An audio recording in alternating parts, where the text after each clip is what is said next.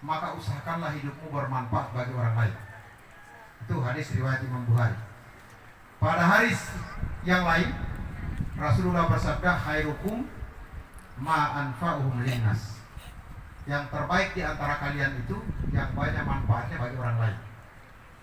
Jadi ada dua hadis Nabi ini sangat bagus sekali. Pertama, sebelum kita meninggal, usahakan hidup kita ini bermanfaat bagi orang lain.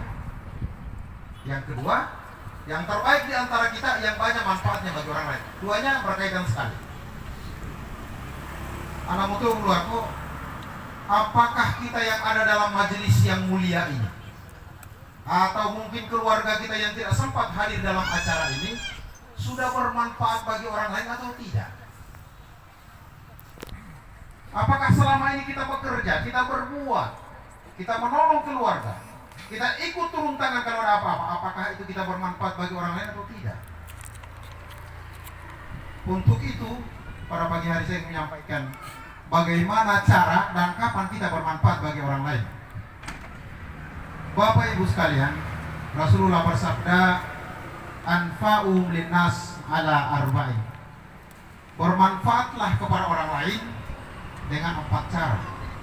Jadi kalau saya ini secara pribadi, atau mungkin Pak Rasid, atau mungkin Ibu Lurah, atau mungkin Pak Desa, Pak Dusun, Kepala Sekolah, atau mungkin kita yang tidak punya jabatan hari ini, atau mungkin kita kepala keluarga, mungkin kita imam, mungkin kita ketua adat, mungkin kita pembantu PPN, atau apapun profesi kita.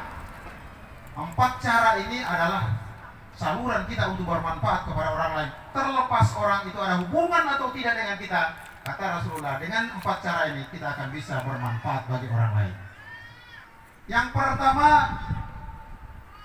wa'ala manzibin, berdasarkan jabatan, berdasarkan kedudukan. Orang mungkin tidak punya jabatan, tapi dia punya kedudukan sama. Hari ini Pak Rasid jadi wakil bupati, banyak manfaat yang bisa timbul dari sini. Mungkin dia tidak pernah menginjak rumah kita, mungkin kita tidak pernah bertemu, tapi ketika pembahasan anggaran dia programkan, bangun jalan usaha di Ambaludangke, maka orang yang lewat di situ mengambil manfaat walaupun kita tidak pernah bertemu. Itu namanya memberi manfaat berdasarkan jabatan. Ibu Lurah, banyak manfaat yang bisa ditimbulkan. Ketika ada orang yang mau masuk rumah sakit mendadak untuk bikin keterangan, sampaikan, saya yang bikin, kamu datang ambil. Itu manfaat. Jangan terbalik, dipersulit. Seperti Bapak Kepala Desa, kalau Lurah kan ada soal karena dia diangkat, tapi yang jadi masalah Kepala Desa karena dipilih. Pokoknya harus dilantik meterapu itu punya tiake raya. Inono umuat. Inono tata umuat. Dan dia kapal dus, kalau lain noraskin, perhatikan kita anggota oleh itu. Maaf ini balik. Kisah orang yang kitanya apa? Masanya, pakai itu kayak silang angkutan bau lah. Dengan jabatan banyak manfaat yang kita bisa berikan. Maka Bapak Ibu yang hari memangku jabatan, usahakan sebelum jabatan itu diambil atau kita meninggalkan jabatan itu, usahakan manfaatnya banyak. Bukan hanya uang kita kasih kepada orang, tapi kebijakan yang kita lahirkan bisa membuat orang selamat dari kehancuran. Kebijakan yang kita keluarkan bisa membuat orang selamat dari kemiskinan. Kebijakan yang kita keluarkan bisa membuat keluarga itu selamat dari kesulitan. Bersyukur kita pernah dapat jabatan. Yang lain sampai muka padus tidak pernah sampai mati. Ya kita dong. Jadi jangan pandang itu ketua PKK. Ambas boleh tanda pandang PKK. Tidak, itu banyak manfaatnya. Melalui PKK kita bisa ajar ibu-ibu. Tesalo pejilbab. Masa jilbab mumea, babu mulia, romu beto. Akibatnya hitam putih merah. Banyak manfaat. Jadi jangan dipandang enteng sebuah amanah yang diberikan, karena dari situ bisa dapat manfaat, dan dari manfaat itu mempermudah kita masuk surga. Jangan gunakan kesempatan ketika menjabat. Oh, mumpung pula teman ke RPH, kesempatan kalau keluarin beri awal. Maaf kalau ada kehutanan di sini. Oke. Jadi itulah yang pertama kata Rasulullah, ala mansibin, berdasarkan kedudukan dan jabatan.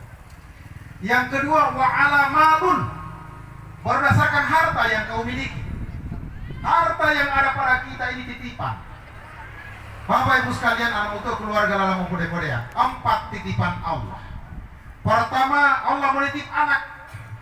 Maka karena kita dititip anak sebagai wujud terima kasih, akikahlah dia. Jadi akikah itu bukan apa-apa, akikah itu bentuk terima kasih. Allah tidak minta apa-apa, dia cuma minta akikah. Itu titipan Allah yang pertama. Titipan Allah yang kedua apa? Jabatan. Ada orang dapat anak tapi tidak pernah dapat jabatan seumur hidup. Titipan Allah yang ketiga apa? Harta.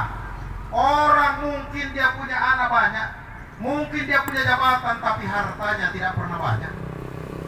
Dan titipan Allah yang keempat itu ilmu. Dan titipan yang keempat ini adalah titipan paling ringan dan titipan paling banyak manfaat. Kenapa? Dengan ilmu orang bisa jadi tentara. Dengan ilmu orang bisa sukses. Dengan ilmu orang bisa wakil bupati. Dengan ilmu orang bisa jadi anggota DPR. Maka ilmu, kata Allah, yarfa'illahu allazina amanu minkum wallazina utul ilma darajat. Diangkat derajatnya orang beriman dan orang berilmu. Hanya 2 yang diangkat, orang beriman, orang berilmu. Coba perhatikan, orang-orang beriman. Pernahkah seorang imam kehunan mererehu? Kalau ada imam seperti itu, maka mulai hari ini berhenti jadi imam. Lain otak halal, kau imam, bukan mererehu.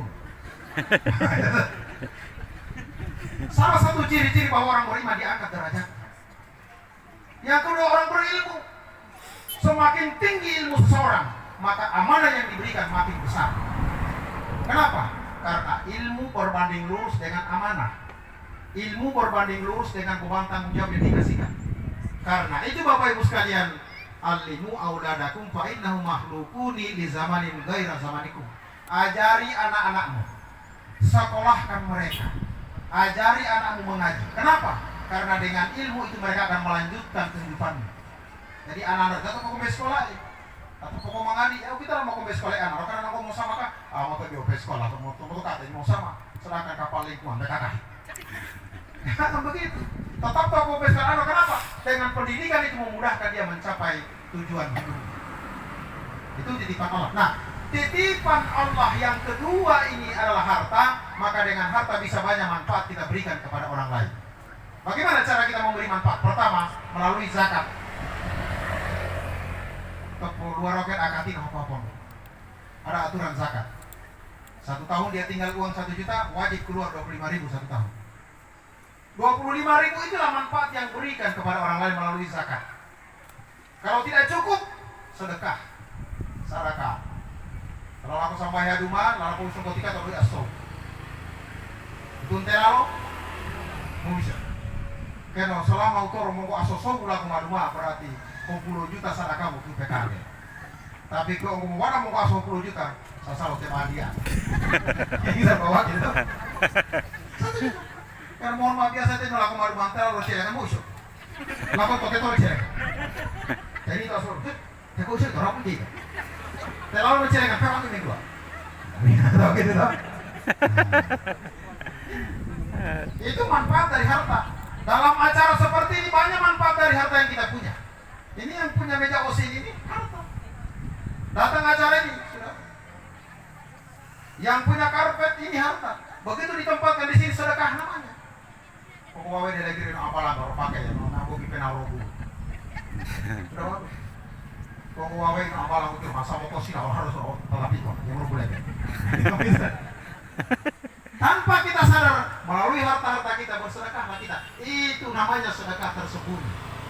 Cara kedua kita bermanfaat orang lain melalui harta yang kita punya. Yang ketiga, melalui kita punya ilmu. Ilmu itu adalah cara kita bermanfaat kepada orang lain. Orang dikasih ilmu melalui guru, jadilah guru yang baik. Orang dikasih ilmu tewali tolea, jadilah tolea yang baik. Lalu adakah tolea yang tiap ada? Ada gitu tolea tatami aku. Karena saya kolong-kolong hospital, aku pun petawali. Ambas ko na kurang warna. Gitu. Oh gitu, kurang mau girotina. Oh, putar pak. Mau kau sampai tawari. Ambas ko ini para buang anak. Tolong mau gitu gitu. Melalui ilmu yang kita punya bisa kita bermanfaat. Bagaimana cara? kalau kita dikasih ilmu dukun. Tewali osama. Jadilah dukun yang baik. Tewali bupiu. Misalnya mulai itu lama mana lapar lu mau. Usaha ya atau nanya motor. Masuk teh oli sos itu. Itu mah jadi kan teh dulu masuk juta. Kan teh oli 5 itu. Mate beneran 5 jika ada itu mate oli 1 kali. Ini nama kamu bupiu itu. Siapa yang aku? Jadi ilmu yang kita miliki ini bisa jadi manfaat kepada orang lain. Maka Bapak Ibu yang punya ilmu, syukur benar karena itu kelebihan. Seperti Pak Hairudin ini, ilmu. Coba bayangkan kalau kita tahlil, oh tidak bagus kalau tidak Pak Hairudin. Itu bacakan yasin, bacakan tahlil. Kenapa? Ilmu. Maka ilmu adalah kelebihan yang bisa mendatangkan manfaat kepada orang lain. Tadi sudah harta, kedudukan, ilmu. Yang terakhir apa? Tenaga. Kopi jasmani, tenaga kita. Melalui tenaga kita yang banyak manfaat kepada orang lain yang kita bisa berikan. Nolai acara, nolai kini tono mau tahu mipikiri, nolai kini tono lala otono, nolai kini tono lala doino, nolai kini tono lala butang, nolai mau kurang kuno. Kenapa? Tono mau kurang kuno tidak nama tono mipikiri. Kalau tepu bikin bulan tono mau lulu. Oh, kita dari acara. Maka tenaga yang kita punya ini adalah sarana sedekah. Toko pada pukul minggu, toko pada supaya lain. Ada nggak yang dibayar? Tidak ada. Tanpa Bapak Ibu sadar, itu sudah sedekah. Tanpa Bapak Ibu kabeh. Kalau dia malu daging 1 bulan 4 acara, 4 kali Bapak Ibu bersedekah. Ulai mau nahin boleh ambul, ulai kini mau datang ini tekongkoa, sedang beko akal. Ibu kau perlu beliau, kembali ikut paling porasari kamu, gua kita sampai beli. Maaf ini, tak mau memang akal. Lah kok gue aku, oh tidak. Padahal gua kita nenek. Tapi orang mulai kamu kita nenek, tapi aku lagi iya Mohon maaf ini. Tapi Bapak Ibu sekalian, sesungguhnya selama ini kita tidak sadar kita sedang bersedekah. Karena itu keluarga yang saya muliakan. Jabatan, harta, ilmu dan tenaga adalah sarana kita bermanfaat bagi orang lain dan itu jalan termudah memasuki surga. Billahi taufiq wal hidayah. Assalamualaikum warahmatullahi wabarakatuh.